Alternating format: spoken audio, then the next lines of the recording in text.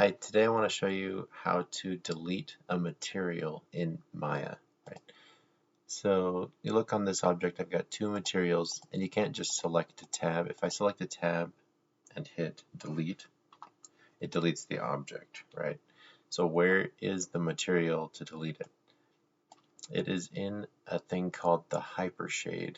You can get to it with this button right here, this little ball opens up this window. This is the hypershade. You can also get to this with Windows, Rendering Editors, Hypershade. So here you can see these are the materials that you can select. So watch what happens when I select the black material and delete it. It turns everything this bright green, neon green color. This color is what Maya puts on things when there's no shaders attached to it. So if you just go and delete your materials, you're going to have shaderless objects, which actually have no definition. Let me show you. If I create a polygon cube and apply this pink material to it, apply existing pink, right? And then I delete pink. Now there's absolutely no shading on it.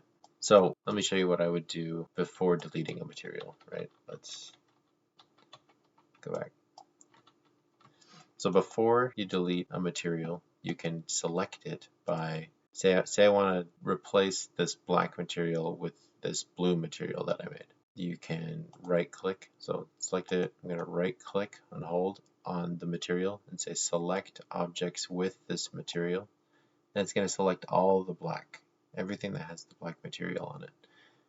And then right click in there and do assign blue.